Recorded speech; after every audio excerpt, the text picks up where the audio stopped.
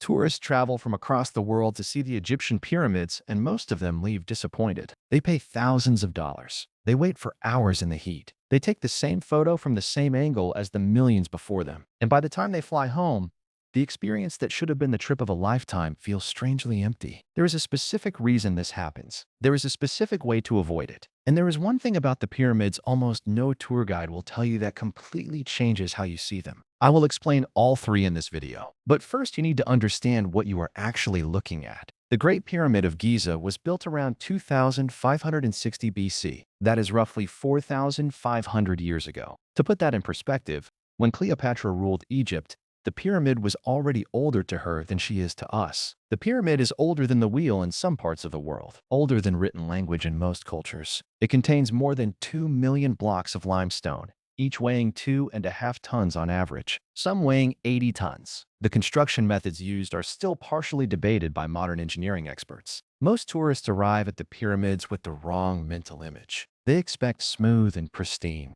The reality is something different. And that gap between expectation and reality is where the disappointment begins. What most tourists actually see when they arrive at Giza: aggressive camel ride sellers, children selling postcards no one wants, the pyramids surrounded by trash, the Cairo skyline visible from every angle, breaking the ancient feeling, the Sphinx looking smaller in person than in every photo, police asking for tips for nothing, crowds blocking every shot. By the time you climb back into your taxi, the magic you traveled across the world for has been completely buried under the chaos. This is the experience travel agents do not tell you about. There is a way to avoid almost all of it, but it requires three specific decisions before you book. The first decision: the time of day. Most tourists visit during the worst possible window, between 10 a.m. and 3 p.m. The desert heat is brutal. The light is flat and unflattering. The crowds are at peak density. The sellers are at peak aggression. The sunrise tour, which costs less than the standard package, gives you almost the same sight with 1/10 the people. Soft golden light, cool air, the pyramids glowing in colors that look impossible in photos. The few minutes between dawn and the first tourist buses arriving may be the most memorable of your entire trip. Most travel agencies do not promote sunrise tours because the standard packages are easier to operate. You usually have to ask specifically. You will not regret it. The second decision: what to see before the pyramids. The pyramids alone, without context,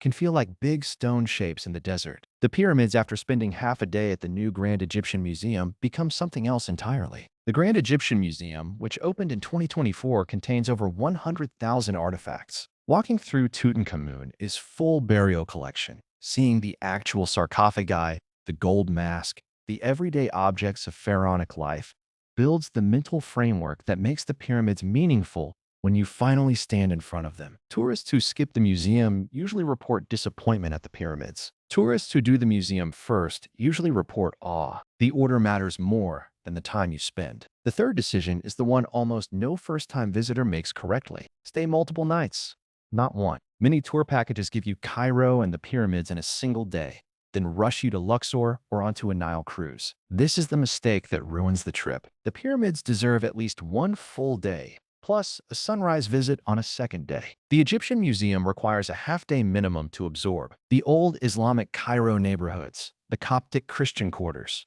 Khan el-Khalili Bazaar, all need their own time. Rushing all of this into 30 hours produces the disappointed tourist phenomenon. Spending 3 full days in Cairo before moving on to the rest of Egypt produces the trip people remember for life. The same trip, different pacing. Now, here's the thing almost no tour guide will tell you. The Great Pyramid was not just a tomb. Modern Egyptologists, including most notably Mark Lehner of the Ancient Egypt Research Associates, have spent decades documenting evidence that the pyramid complex was a fully functioning religious city for the living, not just a memorial for the dead. The workers who built the pyramids were not slaves, contrary to the popular image. They were skilled, paid laborers who worked in shifts, ate well, received medical care from the state, and were buried with honor in tombs near the great structures they built. The pyramid was a project of national identity, comparable to a moon landing or a great cathedral, not the cruel monument popular fiction suggests. Standing in front of the pyramid with this understanding